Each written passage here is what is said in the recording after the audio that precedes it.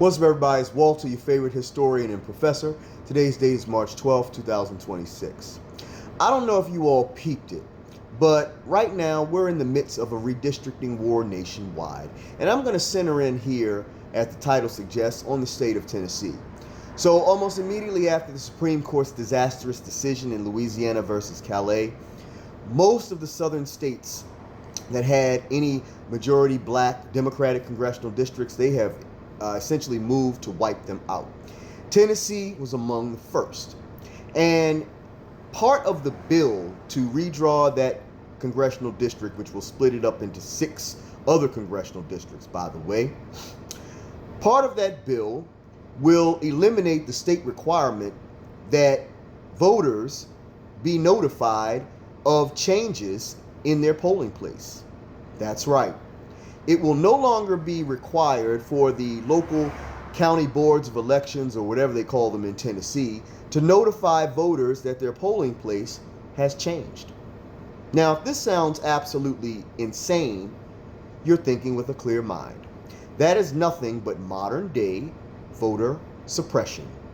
No, we are no longer in the era of grandfather clauses, poll taxes, and literacy tests. But we have to find creative ways, I suppose, to keep people from casting ballots.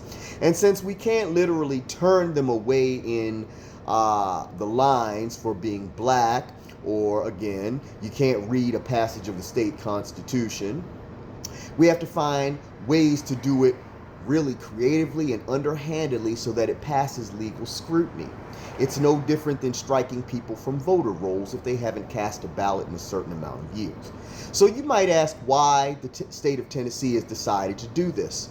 Well, they say it's a cost-saving measure to no longer have to send out the paperwork to tell a voter that your polling place is not down the street anymore, but it's about 10 miles away.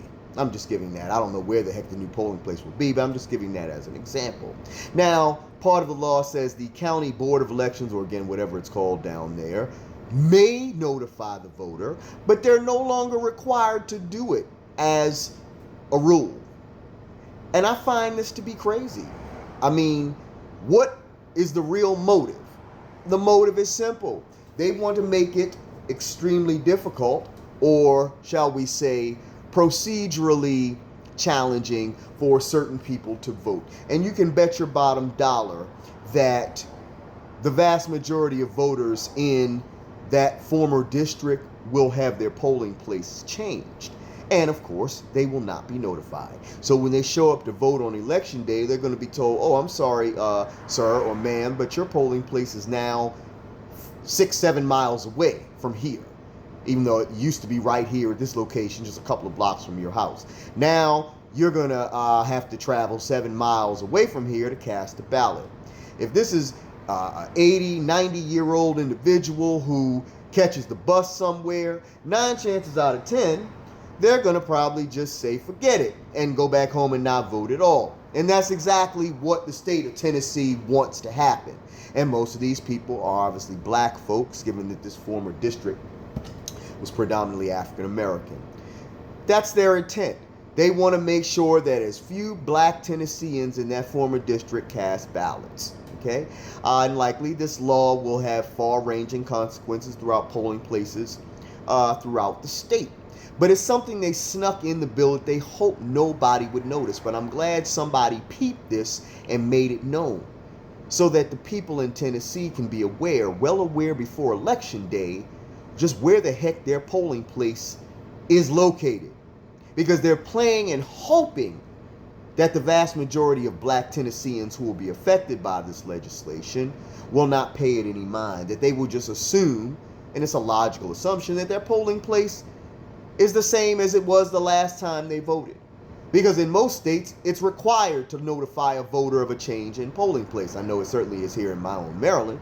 But of course, in the South, the number one rule, the number one name of the game is to keep as many black people from voting as possible, because black people represent power for the Democrats.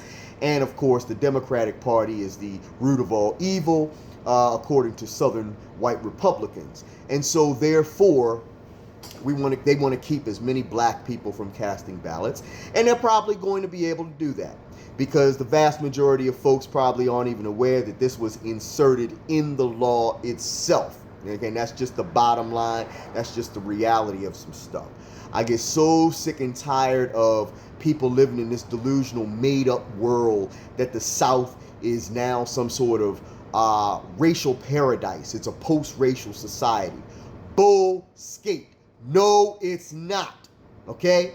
If any place in America, if there is any place in the United States of America that's not a post-racial society, a place where race no longer matters, it ain't the American South.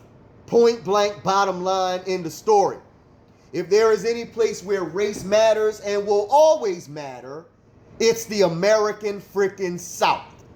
The day you get a black governor in Alabama, Mississippi, Louisiana, Arkansas, Tennessee, then I'll think for one red second that race kinda doesn't matter as much. But it will be a cold day in the Philippines. And if you know anything about the weather of the Philippines, it does not get cold there. It's going to be a cold day in the Philippines before they elect a black governor in Mississippi, in Alabama, in Louisiana, Arkansas, Tennessee, Kentucky, and the list goes on. Okay? Black votes in the South have always been a challenge to the ruling class and the ruling party. And with that in mind, the ability to suppress black voting power in all creative, sneaky, underhanded ways is how it's done. And this is just another version of it in the modern world that would likely pass judicial scrutiny. But everybody's eyes aren't open. And the most galling fact of it is the black people who support this crap. All right? Turn in your black card because we don't want you. I'd love to hear your thoughts on the matter. Leave them in the comments below and I'll be happy to discuss. Take care of yourselves. Stay safe out there. I'll talk to you at the next video. Professor Shelton, the Blue Collar Scholar, out. Peace.